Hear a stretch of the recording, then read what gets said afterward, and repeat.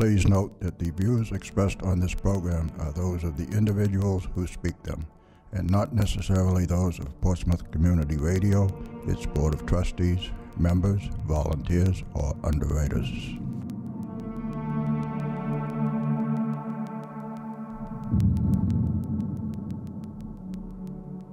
Good evening and welcome to Spirit Radio. I am your host, Willie Hassell. Along with my co-host, Lynn Nickerson, we will take you on a journey into the unknown where the paranormal becomes the normal. A journey to a world cloaked in darkness where reality becomes a thin veil. So sit back, relax, and join us as we venture into the shadows, the darkness, the unknown, and back.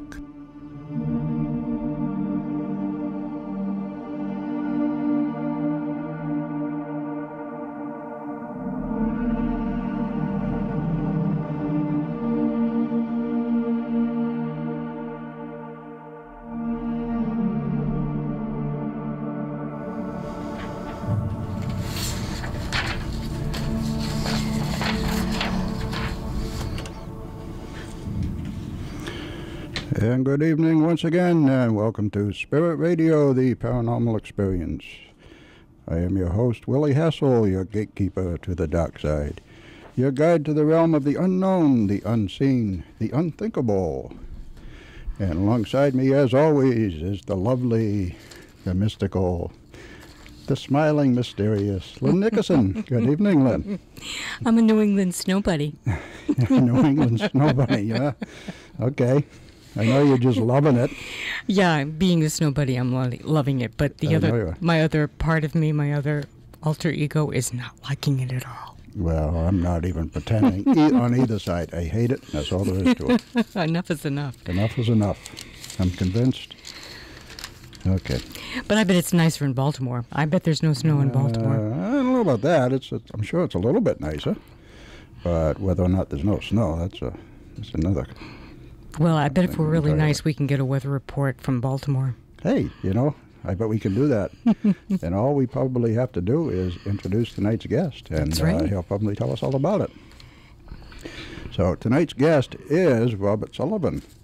And Robert is a philosopher, a historian, a theologian, a writer, and a lawyer. He is also a 32nd degree Scottish Rite Mason. His first book, written in 2012, is The Royal Arch of Enoch, The Impact of Masonic Ritual, Philosophy, and Symbolism. And it was the last chapter of that book which extended into his second book called Symbolism, a guide to esoteric imagery in popular movies, which is what we're going to discuss tonight. It might be symbolism. Symbolism. Isn't that what I said? Is a musical instrument, I think. Symbolism. That's what I said. Symbolism. Leave me alone. Yeah. A guide to esoteric imagery in popular movies, such as The Wizard of Oz, the Back to the Future trilogy, The Exorcist, and lots of James Bond movies, and more. And so it is our pleasure tonight to welcome to Spirit Radio, Robert Sullivan. Good evening, Robert. Good evening. Guys, hi, Willie. Hi, how are you? Yeah, I'm well. Thank you for having me on Spirit Radio. It's great to be with you tonight. I can report from Baltimore, where I'm calling you from, or where I'm speaking to you from. Mm-hmm. No, we had 5 inches of snow just dumped on us, and just 5? Rain. Yeah, just 5. It's actually it's an oversight. The bad weather was on Friday. That was when it was down to 4 degrees. Tomorrow's supposed to get up into the 40s, so hopefully all this will melt away. But, that's great. That's nice. It's not too bad. Oh, it sounds a little bit better than what we got up here anyway. Yeah, well, I guess you guys are getting pounded. It's terrible. We're up to about 10 feet now, I think. That's an exaggeration, but it's close. Well, we have thoroughly enjoyed your book. Talk about research. You've done a tremendous amount of research. How long did it take you to do that book? The Royal Arch of Enoch, my first book, was the product of really what I would best describe as 20 years of research, writing. That began back in 1993. 1992 actually, when I was an associate student at Oxford University, just researching. I probably really started putting serious pen to paper for that book in the mid to early 2000s, 2003, 2004, 2005. That book was published in 2012, 20 years later. And what I did was, as you correctly said, the final chapter of the Royal Arch of Enoch book sort of explored Masonic, Enochian solar symbolism in movies such as National Treasure, things like that. Even beneath the surface, there's a lot going on in that movie, both of them actually. And there was a lot of other imagery and things I was seeing in movies, you know, some of the ones you mentioned at the top of the hour. And I really turned that 20 years on Hollywood, and I produced Cinema Symbolism, which was my second book. So how is it that you got interested in this? Did it have anything to do with you being a Mason? Oh, absolutely. When I was over, my interest started really with this. I mean, even as a child growing up, I used to watch things like, you know, Leonard Nimoy's In Search of. Oh, sure, yeah. I was always interested in things like, you know, mysticism and lost history and cryptozoology and, even, the paranormal, things like that. And really, when I was over in England, I got exposed to, again, this was 1992, 93, so this is completely pre-internet. Introduced to the idea of the Hermetic tradition and the occult, and its influence and impact on material culture on various levels, politically, socially, economically, spiritually. I mean, it just fascinated me. And I come from a long line of Maryland Masons. My grandfather was a Freemason. My great-grandfathers were all Freemasons. So in 1997, I was afforded the opportunity of joining the Masonic Lodge, which definitely helped in my research. Oh, yeah. And in 99, I became a Scottish Rite. Now, I was always interested in this material, and like I said, I produced the Royal Arch of Enoch book, and the final chapter of that really delved into the movies. That's the last chapter, and like I said, it's a fascinating subject for me. Like I said, I was seeing it in other movies, so I just continued on with that chapter and produced Cinema Symbolism. And it's just something that, like Freemasonry and mysticism and the occult and lost history, things like that. It's just something that always fascinated. And seeing these hidden icons turning up in movies, again, was just a source of fascination for me, and hence the book. And I understand you're not there. There's a Cinema Symbolism 2 coming out. Is that correct? Yeah, that's right. Immediately when I got done Cinema Symbolism, that came out, I want to say, in earnest in August of last year. What happened was when I was writing that book, there was more. I was going to incorporate more movies, but I reached a point where I did the 6 Star Wars movies. I had done the 3 Matrix movies, and then I had done the 3 Lord of the Rings movies. And the original plan was to go into the C.S. Lewis material and the Harry Potter material. And I remember just sitting at my computer thinking, there was just no way I could possibly take on whatever it is, 8 Harry Potter movies. No. Whatever. The book would just never end. So that's when the bell kind of went off and the light bulb went off over my head, and I thought, well, I'll take this material and I'll create another book out of it. So I'm actually working on Cinema Symbolism 2. I'm going to go into the Harry Potter material, C.S. Lewis, some of the Alan Moore material. I'm going to do some more horror movies, things like that, and that's coming along rather nicely right now. Well, are you a full-time lawyer right now? No, I just do law part-time. I'm really just right now concentrating on the writing, on my writing and my books. I do some law work though, but that's really only on a part-time basis. Oh. All right, then. Well, that makes more sense to me that you do have that time to research, because it's tremendously time-consuming. Yeah, the research, for me, kind of is done. It's just, like I said, it's just applying this material to the movies. And it does take time, no doubt about it. I usually have to, it depends on the movie. Some movies, seem to incorporate this material more than others. Mm-hmm. I've watched movies where, I was expecting to see a lot and saw very little. Alternatively, I've watched movies where I was expecting to see nothing and saw a lot. It's just, a source of fascination for me. And it usually, if I start spying this stuff in a movie, it usually at least takes me 3-4 viewings. I was going to ask you how many times. 3 or 4 viewings, right, huh? Exactly, to make notes and to really put, to get a handle on the material and what sort of angle the director or the writer or the screen, or the producers, Yeah. the architects of the film are coming at. Is it Kabbalah? Is it astrology? Is it archetypes? Tarot? A combination of any of these? Is it mythology? Is it astrology? Again, a combination thereof. It's a lot to dissect and pick apart, no doubt about it. Well, maybe we can cover a few of the books that you touch on in Cinema Symbolism. Talking about Back to the Future, there's a lot there about space-time continuum, and there's a lot of there's allusions to Roman Greek mythology. And I was thinking there's got to be some kind of collusion as I'm reading this, some kind of collusion between the director and the scriptwriter. And then I realized Robert Zemeckis is also a writer, and he did part of the script with Bob Gale, and that they met each other at University of Southern California. So then it started making sense to me that maybe there was some collusion, and maybe they deliberately kind of embedded this stuff in their movie. So that makes sense to me. Do you think that when you're studying film that taking one of these mythology courses is a requirement? You have to definitely be well versed in mythology. You can definitely take college courses in it. I mean, there are numerous books you can read about this material as well independently. But yes, I mean, you absolutely. Again, like I said, when I was doing, Royal Arch, the Royal Arch of Enoch book. I mean, this is a book that delves into, Kabbalah, astrology, astrotheology, mysticism, mythology. I mean, you name it, the mystery schools, Egyptology, Mithraism, Zoroastrianism. Mm-hmm. And when I was doing that, it literally was 20 years it took me to finally put this thing together. So I took this base of knowledge that I had accumulated and these books, that are in my library, and I just applied it to these Hollywood movies where, Mm-hmm.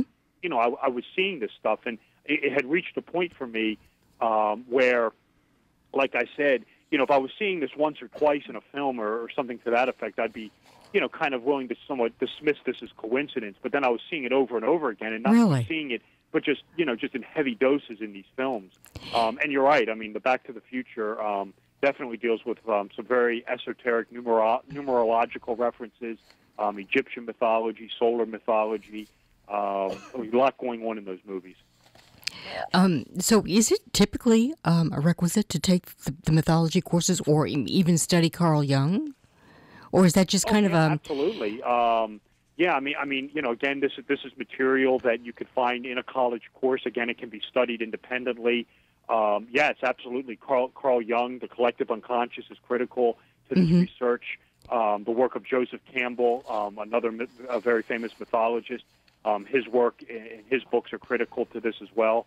I think of, when it comes to symbolism, I delve into, Manly P. Hall is a name that comes to mind.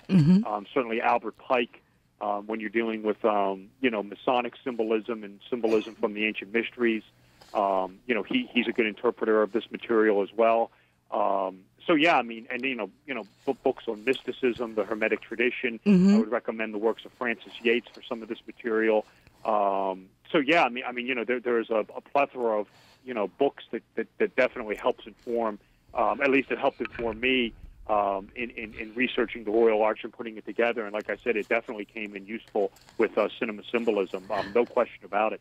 Well, let me ask you about there were a couple of things in Back to the Future. You mentioned the speed of 88 miles per hour is supposed to be the speed to get the capacitor going, implying the eternity or entrapment of the space-time continuum. 88 miles per hour. How did you come up with that? Right, that's a very unique solar reference there. You have a lot going on regarding the Egyptian solar family of Osiris, Isis, and Horus, which are Marty McFly, Lorraine Baines, and George McFly. It's much more detailed in the book. I'm just going to go. I mean, I could spend the next 3 hours going over this. But I'm just going to break it down as quickly as I possibly can. But how did you recognize that? How did you determine that that's what it was? It's just watching the movie, and then it's watching the movie. And usually when my methodology when doing this is to approach a movie at different angles, and you will see it with you will pick up on something, at least for me, and then the key is that's kind of like a clue to me, is that there's something going on, and it'll tip me off as to maybe what to look for or what not look for. Mm-hmm. I remember when I was watching Back to the Future, when it comes to numbers, you will repeatedly see the number 5 surrounding Doc Brown. Oh, really? Well, yeah. I mean, it's November 5th, 1955 is the date. Oh, sure. Time travel, and that kind of struck me as what's this interest with the number 5, and is there other numerological symbolism going on? The 1.21. Yeah, I was going to ask you about that. Yeah, the gigawatts. The time machine departs at the mall for the first time at 1:21 a.m. And the world's first time traveler is Einstein the dog. And of course, Einstein's theory of relativity is what makes time travel possible. So it would be it's symbolically appropriate that Einstein is the world's first time traveler. And then you have the 1:21, which is a reference to the actual time of date. They came back. Leaves. Yeah, and then the number 5 with Brown correspond. You have a lot of Egyptian mythology going on, and then if you research this further, and this ties in again with a lot of the number symbolism with the number 88, with the number 5 being the 5th card of the tarot, which is known as the Hierophant. If you read the Egyptian interpretation of the card, it's the master of space-time, which is appropriate for Brown, who is is the inventor of the time machine. The 88 miles per hour is unique. This is a reference to Marty being the sun god, or the solar figure Horus, who is, of course, the heir of Osiris and Isis. And Osiris, I'm not going to go much more into this just because of time, but Osiris was an Egyptian sun god who was killed and resurrected by a character known as Typhon. And, of course, in Back to the Future 2, Osiris, or George McFly, is killed and resurrected. Of course, the archenemy of the McFly family is Biff Tannen. And, he's the evil, Typhon Tannen character. Their names are almost phonetically the same. Yeah. What ties in with this is the 88 miles an hour. In comparative religion, Horus is the sun god Apollo, who drives a solar chariot. And this is the whole thing with the DeLorean being the sun chariot, which spits flames and fire. And you'll remember that the lightning strikes the clock tower at 10:04. That's another number and another time of day that is just drilled into your head in Back to the Future. I mean, 10:04, just repeated. I can't tell you how many times. That is a very esoteric, embedded solar reference to the date of October 4th. 10:04 is, of course, 10:04, which is October 4th. Uh-huh. On the solar calendar, on the Gregorian solar calendar, 10:04. October 4th is the 277th day, which means there are exactly 88 days left to the sun year. And this is why the sun chariot has to hit 88 miles an hour in order to break the space-time continuum. I mean, that's a lot of forethought that goes into something like that. Oh yeah, I mean these guys. I mean, you get into some of these movies. I mean, just how deep these guys go to embed some of this stuff. I've done a couple other interviews on this. I've watched a movie, and I've completed the analysis of it, and I put it in the book. And this is the case with cinema symbolism, and this is again one of my motivations for writing cinema symbolism too. Was I wrote the book, and I thought, okay, there's the movie, there's there's the analysis of it. And for some reason, I had to go back and watch the movie again for something else, and I'd see something new. The book had already come out, so you can't you can't do anything about it. So now I got to somehow weave it into something else in the future. In part 2, exactly. You're constantly. I mean, like I said, I've seen these movies so many times, some of them, and even today, if I go back and watch them, I'm might see something that I missed the first 5 times or something. That has certainly happened to me. Well, let me ask you another question about some of these books that have been turned into movies. Originally were written for children. As an example, The Wizard of Oz, or Alice in Wonderland, or even Chitty Chitty Bang Bang, as you mentioned in your book. Now, this is my question. They're written for children, and yet the symbolism, the allusions, the word plays sometimes, they're directed at adults. So, absolutely. What is the purpose of that? Is it directed at the adults because they know the adults will take the children to the movies? Or yeah. Is that what it is? Yeah. Well, I think it's the opposite. I don't think these books are, and this material, if you study it long enough, it's not directed to children at all. It turns up as children's literature, but this is completely incorrect. I mean, same thing with cartoons. And why do they do that? Why aren't books written for children that are pure and innocent and uncontrived and are what they seem to be, rather than full of hidden meanings? Yeah, I mean, the Wizard of Oz story.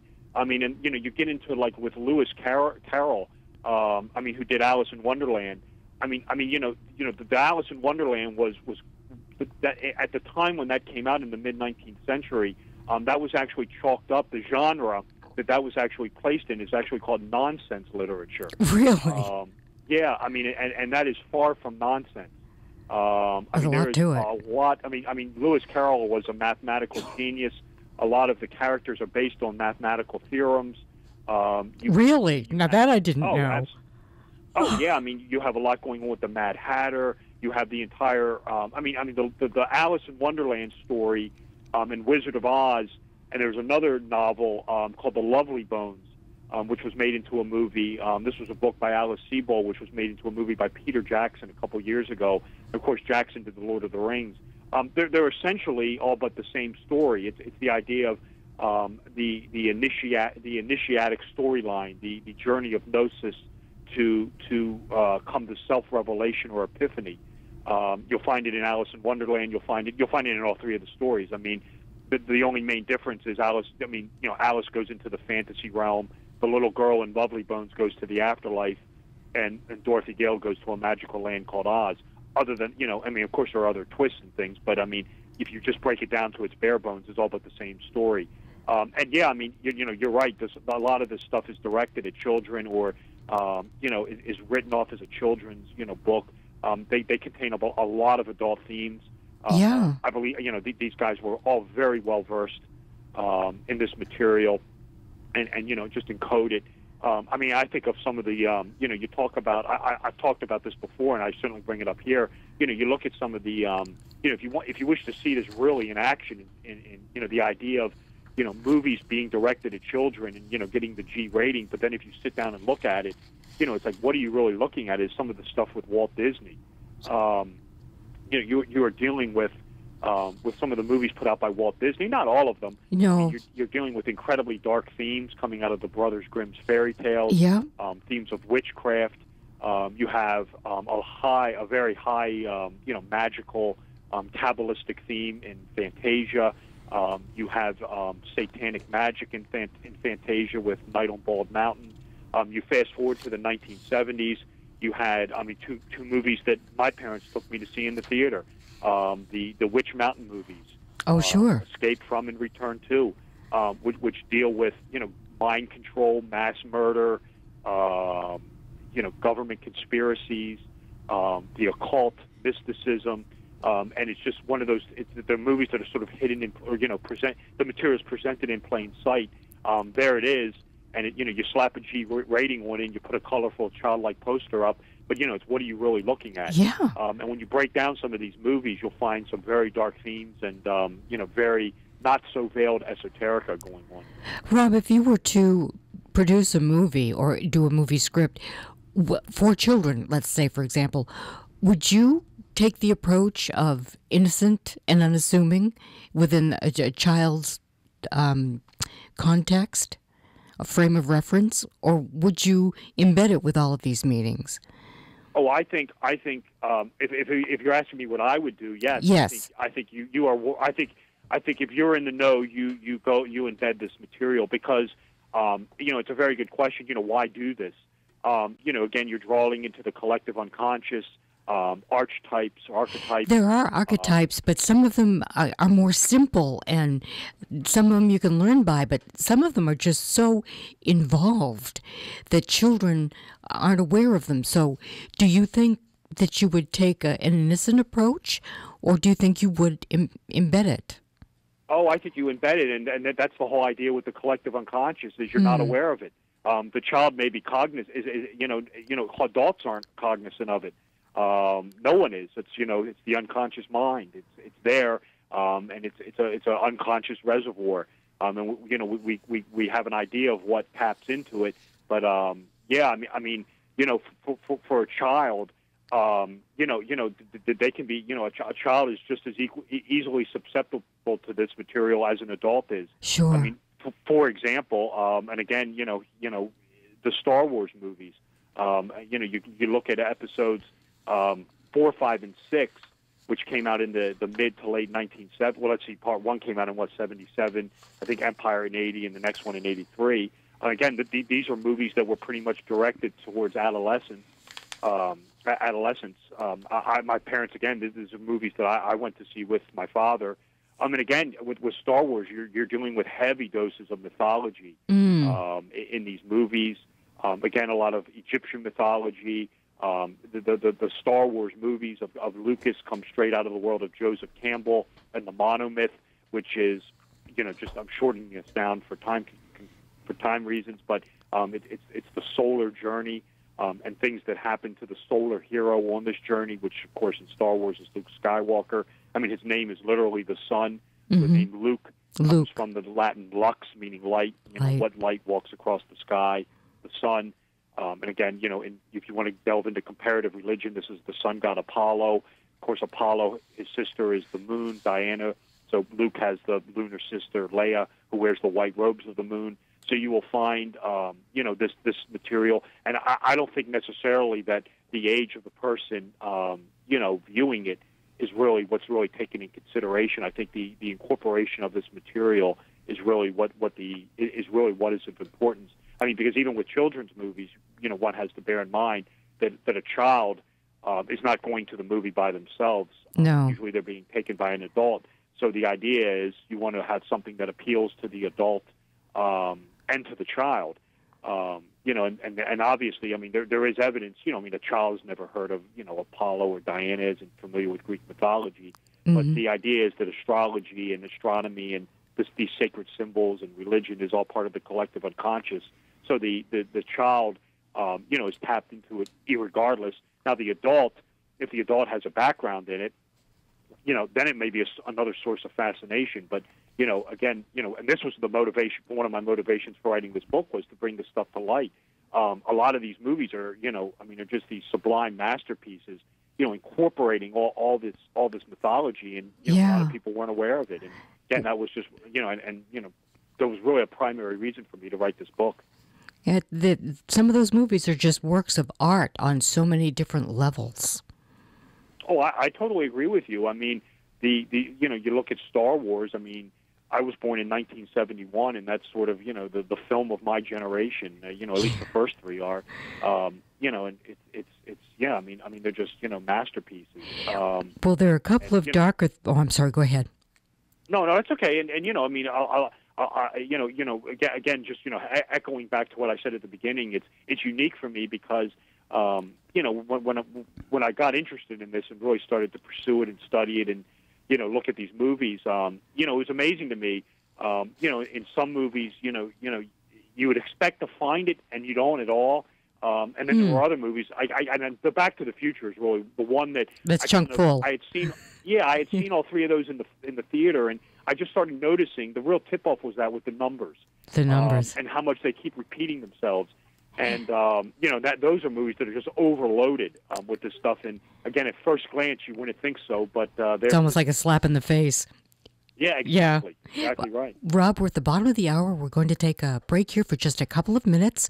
And then I would like to come back and discuss some of the darker sides, some of the stuff that I've got some questions on. So we'll do that in about 3 or 4 minutes, okay? No problem. I'll be here. All right. Thank you. Supernatural Magazine, the UK's newest paranormal magazine, provides support to Spirit Radio, the paranormal experience. It is the magazine's goal to bring every aspect of supernatural news and research from around the world under one roof to create a universal platform for all those interested in the supernatural. More information is available at supernaturalmagazine.com.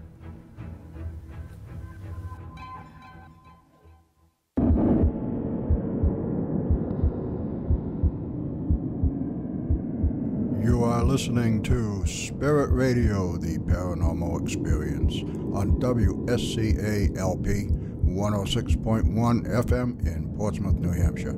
And we will be right back after this short break.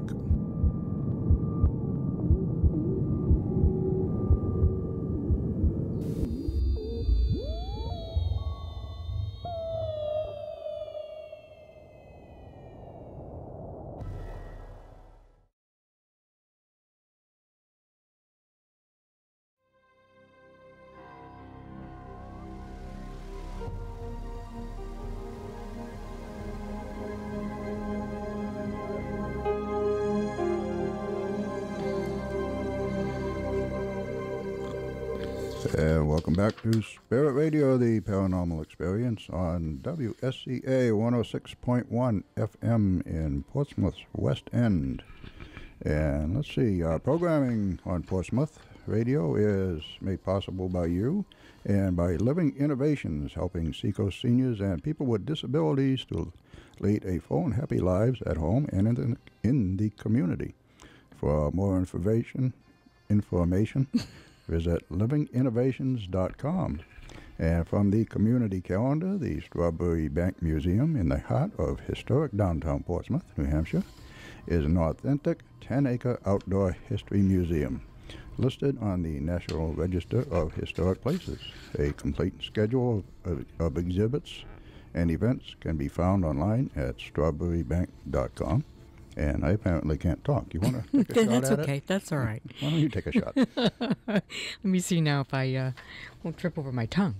Our upcoming guest list starts on February 21st. Well, that's tonight. I'm sorry. On the 28th of February. And we'll be joined by two men from law enforcement in Arizona. Their names are Sergeant Milford Jr. and retired Lieutenant John Dover, and they both offered to share their strange and paranormal experiences while in the line of duty as rangers for the Navajo Nation in Arizona. On March 7th, we're welcoming Mary Joyce, and she's joining us to discuss some of the interesting topics found on her website titled Sky Ships Over Cachers, and Cachers is a place in North Carolina. And we'll also be touching on the subject of one of her books that takes a close look at the little people of Cherokee legend. On March 14th, Preston Dennett will be joining us. He's a longtime MUFON investigator, and he's an author of many books on UFOs. And he'll be making his third appearance, and we'll be more closely exploring. It's a disease. Yeah. It's a disease. The UFO phenomena that occurred in over New Mexico. And let me see, on the 21st of March, we're welcoming back Shane Serwa, and he is a paranormal investigator from New Hampshire. And he had a list of really interesting tales the last time he was here, so we're welcoming him back. And that's it for the upcoming guest list. All right. Well, on that, why don't we go right back to the phone now to tonight's guest. And that would be Mr. Robert Sullivan. Yes, Robert Sullivan. Welcome back. Welcome back, Robert. Yeah, I'm here. No problem. Okay. Well, I'm sure there are a couple of movies that you might want to talk about, Rob, but there were two that I wanted to mention. Probably the oldest one I saw when I was a child. It was Night of the Living Dead. And I saw that, and it was just one of the most disturbing, viscerally disturbing movies that I had ever seen. And I couldn't believe that a child would want to kill its mother and then eat her. I don't know. Do you remember that? This is the George Romero. Yes. There's a couple Living Dead movies. Yeah. Barbara, They're Coming to Get You, the one. This is the one from the 50s, I think it's the 59, 60, 61, right around there. It's from 68. The Night of the Living Dead with George Romero, where the zombies come to life. Oh, that's the movie, but there was something that was done in black and white at the very early 60s. Yeah, the only one I know is Night of the Living Dead by George Romero. That's 1968. That's in black and white. Yeah, it was in black and white. I was pretty young, but anyway, I found that very disturbing. But another side to that movie, which was something I don't think too many people think about, was the movie's impact concerning its social impact during the racially contentious 60s. And, absolutely. And it was the first movie to show an African American as the archetypical hero savior, which I thought was interesting. And he actually makes the ultimate sacrifice of dying at the end of the movie. He's martyred by gunfire from white trash militia, and that is so similar to what happened in real life, which was, the death of Martin Luther King, Malcolm X, and Medgar Evers. I thought that was really pretty profound that got worked into that movie. Yeah, absolutely. That's absolutely correct. You must have a copy of the book there in front of you. The Night of the Living Dead movie is really about this. The whole subtext of that movie is the entire idea of America coming to terms with the civil rights movement. Yeah, that is absolutely true. You have the hero is he's really the first one of the first African American heroes. I mean, all the white people around him are basket cases, and don't know how to react, don't know how to handle the zombies. He's the guy who takes control. Yeah, he's cool and collected. I'm sorry. He's cool and collected. Yeah, that's right. The white people are all hysterical. I know at one point he has to shoot one of the white father, and he slaps the white woman around. I mean, this was unheard of. Yeah. He really takes control of the situation, and again, you're absolutely right. At the very end of it, he's the hero, and what happens to him? The white trash people just gun him down. The white trash militia. I know that. Remember that line from the book. Yeah. And that definitely, you're absolutely right. It's the parallels with Martin Luther King, Malcolm X, and Medgar Evers. No question about it. Yeah. It's a very powerful movie. I think the movie's terrific. It is powerful. And I'm sure that they thought it was going to be a real B sleeper, and maybe it was, but I found it profound. At several different levels. Movies embedding social and political commentary. Yeah. That's something else. You'll find no question about it. And the other one I wanted to mention, which struck me, and I was in my teens, I was about 16 when this one came out. It was The Graduate. It came out in 1967, and I really wasn't into that much symbolism in movies at the time. But what I did notice this, and I thought it was pretty powerful for the end of the movie. So, let me see. At the end of the movie, like a white knight, this Ben runs to Elaine's wedding. She's the damsel in distress, and he screams out her name, and she runs to him, and then the crowd follows after her. And in order to save her from the crowd and from herself, he manages to get her out of the church, holds the congregation back by ripping off a cross from the wall, and puts it in the door handle so that the congregation can't get out. And then they escape. So to me, it was a blatant message of the white knight saving the damsel in distress and good winning over evil, with the cross stopping the bad people from getting to them. To be honest with you, I have not seen The Graduate in forever. No, but that certainly sounds like what you're talking about. But you'll find stuff like that all the time. Religious symbolism being used and things like that. No question about it. I thought that was pretty cool. Now, The Matrix, that was just one big... I did not get it. I could not get the meaning when I saw that. It was a while ago. But now, after reading your book, the plot crystallized for me. That the subtext of the simulated reality was just amazing, and it is pertinent for today too. Given that I think we're distracted by media and our electronic devices, so we're living in like the simulated reality that is keeping us removed from what's really happening, while the wizard is behind the scenes pulling the strings and running the show. I found that the parallels very contemporary. don't you think? Yeah, absolutely. The Matrix, the Wachowski brothers were siblings now. That thing, the first Matrix movie. The other two have it as well, but really, the first Matrix movie of 1999 is really the best example. It's probably one of the best examples of the Gnostic religion that I can think of in movies. I mean, if you're interested in Gnosticism and you wish to see a Gnostic movie, that would be it. The Matrix would be at the top of the list. I mean, that's just got everything you're really looking for. I mean, it's got the whole idea of the material reality, being the negative reality, the world domination of people, humankind being dominated. Absolutely, and materialism, and that it's false worship, and that the real enlightened people, this is the people, they kind of like live in poverty and suffer. That's again another Gnostic tenet, and the whole idea of light versus good and good versus evil. This comes from the works of Mani, who was a big-time Gnostic philosopher, and then you have the whole idea of the crew of the Nebuchadnezzar. These are like the chosen ones who know the truth, and have abandoned the material world for the spiritual world, the reality.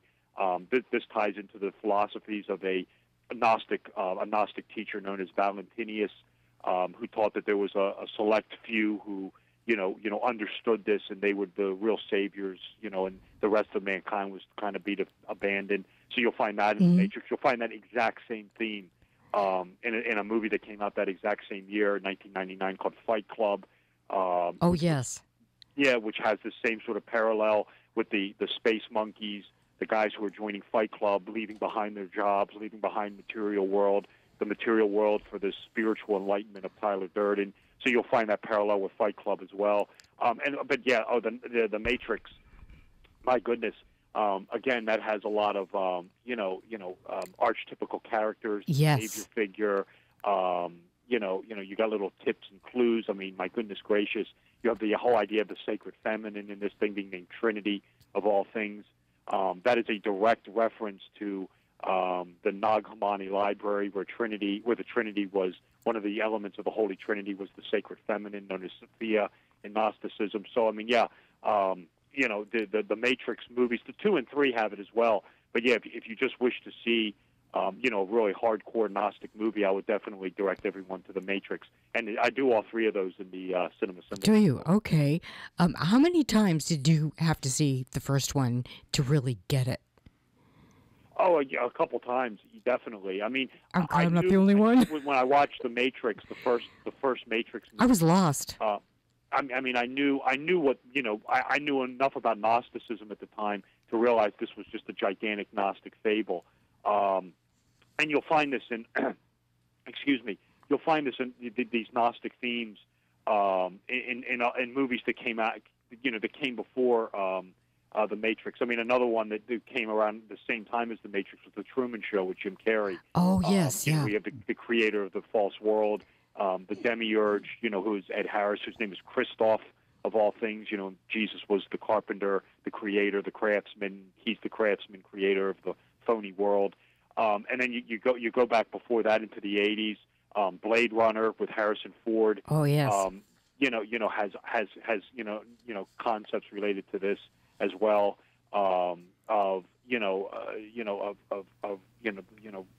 this kind of the spiritual enlightenment being, which are the robots, which are the replicants versus mankind, which is sort of degraded into this materialistic state. So you'll find these themes, prior to the Matrix. But what the Matrix is unique is I mean, that's just one of those movies. All 3 of them. I mean, where they're full of stuff. Yeah, I mean, you get into the whole idea of Neo Anderson. This is Keanu Reeves and his dates. The savior of man. I'm sorry. Go ahead. And his dates. He's the emancipator, isn't he? Oh yeah. Neo. Well, that's some. Yeah, that's that whole thing with the date on the passport. The birth date. I mean, and this is probably one of the best pre-9/11 references you'll find, because it's the full date. That is spooky. Watch the movie Neo's Passport. He's born on, I want to say, it's September September 1971. I think it's the 13th. It's September 13th, 1971. Prison riots is the birth date. It's dualistic. It's the savior of mankind is born on the date that a prison riot was put down, yet it's going to be Neo who frees mankind from the prison that is the Matrix. But the quite a expiration parallel. date is, of course, September 11th, 2001. Now, how did that happen? Yeah, I mean, you've got to tell me. Your guess is as good as mine on that one. It's almost as if there's a Hollywood connection to politics and knowledge of a secret cabal. Yeah, I mean, doesn't it? It definitely. It's by far and away the most, the most stark 9/11 reference of them all. Because one is it's so close to 9/11. I mean, The Matrix came out 2 years beforehand, mm-hmm. and more importantly than that, it's the entire date. It's the 9/11/2001. So they nailed the entire date. And the other thing that makes it even more disturbing is the entire theme of the movie. I mean, the whole idea of subjugation, awakening, the end of the old world, the beginning of the new world. So, I mean, it's definitely. I mean, I can't explain it. I mention it in the book, but I kind of leave it up to the reader to decide. But I mean, by far and away, it is the most hardcore of the pre 9/11 references. Is the one in the Matrix, no question about it. It just screams collusion to me. I'm sorry? It just screams collusion to me. Yeah, I mean, there are a lot of people who, of course, you get into the whole 9/11 conspiracy that it was, that of course it was planned out. I know some people take this stuff back to movies from the 1980s. I mean, I really can't buy into that, but that is a movie that did come out close to it, and it is the full date. And it, just the nature of what the movie's about, it definitely leaves you to wonder. And to me, by far and away, it's the most pre 9/11. Most disturbing of the pre 9/11 references that you'll find in film. No question about it. That's spooky. If I can just jump in here for a second, I just want to mention that we have about 5 minutes left. So is that all? That's it. Oh, that's no. it. How about the Bond movies? Do you feel like talking about those, Rob? Yeah, I can. We could go into that for the next 5 minutes. That's a long story, but I'll try to condense it down. I mean, the James Bond stuff, the James Bond material is something I have a whole chapter on. And you're really dealing with Ian Fleming, who is the author of the Bond stories. And he during World War II, he worked for British intelligence. And one of the people that was under him, and a lot of people weren't aware of this, was none other than a man named Aleister Crowley, who is basically the godfather of the modern-day occult revival throughout the world, basically. I mean, he's a big part of it. And he was into the occult. He wrote numerous books on it. He was a Freemason. He was into other secret societies. And Fleming and Crowley were best friends. And you will find a lot of esoteric things coming out of the ancient mysteries, Rosicrucianism, alchemy. I mean, the Bond. I mean, the 007 sigil of Bond is a reference to a Elizabethan astrologer and magician named Dr. John Dee, who was one of Queen Elizabeth's early spy masters. And when he wrote to her, he signed his name 007. And the actual sigil was supposed to be eyeglasses, meaning that the correspondence was for her eyes only, and that's where that comes from. And then, I mean, with just Bond, I'm just going to paraphrase. I mean, you've got themes of alchemy within Goldfinger, who is going to transmute the gold. Bond. Yeah, Auric Goldfinger. Yeah, Auric Goldfinger, and of course Auric AU. The first two letters are gold. Chemical. Yeah, alchemical symbol for gold. Hugo Drax the Dragon. The Illuminist Ernst Stavro Blofeld, who is in charge of the Illuminati-like group who wants to take over the world. And then, of course, you have Bond as the sun, who always has to unite with the sacred feminine, or the moon. This is the Bond girl. And then you have the perfected alchemical wedding, and then Bond can go on and defeat the villain. I mean, then you have Live and Let Die with the voodoo and the tarot cards. So, yeah, I mean, just a whole overload with Fleming and the occult, Aleister Crowley, just a ton of material going on in the James Bond stuff. It's a whole chapter in the book. It's probably one of my favorite chapters. Oh, it's interesting. The occult world of Ian Fleming. What about, what is it, Hakeem and Boaz, related to James Bond's name? How did you come by that? JB, that's right, is JB, James Bond. And you have this Freemasonic, this would definitely come from the world of Crowley with the two pillars of Freemasonry, Yachin and Boaz, JB, Yachin. James Bond. Okay. And it's an esoteric reference, meaning in this house I will establish strength, which is again, what James Bond does. Enforces his will upon the world and defeats the villainous demiurge like over-the-top villain in the process. Mm-hmm. And there's an interesting dichotomy that's embedded as a common thread throughout the Bond movies, and that is that in order to gain power that is necessary to defeat evil, that James Bond always has to achieve harmony by combining the sacred masculine and the feminine. And the bottom line is the deprecated female is actually needed after all to make the male successful. And I thought that's really interesting. Oh, absolutely. Absolutely. You will find that in The Matrix with Neo and Trinity. This is what's called the unification of the sun and moon. Yeah. The alchemical wedding. If you wish to, this is a movie that I mentioned in Cinema Symbolism too. Rocky. The unification of the male with the female, Adrian. And Rocky can't do anything until he gets her approval. Yep. And then what's he do? Goes on and defeats the evil sun god Apollo. So you'll find this in Rocky as well. The whole idea of Isis and Osiris, Jesus and Mary, James Bond and the Bond girl. You can call it whatever you will. Very popular theme in mythology and cinema. But what my point is, one more point here before we close this up, that the names that they're given, like Octopussy and Pussy Galore and Kissy Suzuki, that they're really they're humiliating names and misogynistic, and yet the women are needed to complete the male at the end of the movie to make him successful. So I thought that was really interesting. We're at the end of the hour, I'm afraid, Rob. Yeah. Oh, that's okay. Listen, it was a great show. Thanks for having me on. Very interesting. Thank you so much. Thank you. And Robert, why don't you go ahead and give out whatever websites you have, where the books are available, all that stuff. Thank you, Lynn, for having me on. Just real quick, if you like the show tonight, it was a great show. Thanks for having me on. Please visit me at www.robertwsullivan.com. My name is Robert W. Sullivan IV. Robert W. Sullivan IV, that's the letter I, the letter V.com, all connected, all lowercase. From there are links to buy the books, Kindle, ebooks, paperbacks, links to social media, Twitter, Facebook pages, YouTube channels. Check it out, www.robertwsullivan.iv.com. Terrific. Okay. Excellent. Thank you so much, Rob. Thank you, Robert, for joining us. Thank you for having me on. It was a pleasure having you. Our pleasure. Have a good evening. You too now. All right, Okay. bye-bye. Okay, good night. Okay, and that takes care of Spirit Radio, the paranormal experience, And for another snowy night. another snowy night. Thank you all for listening.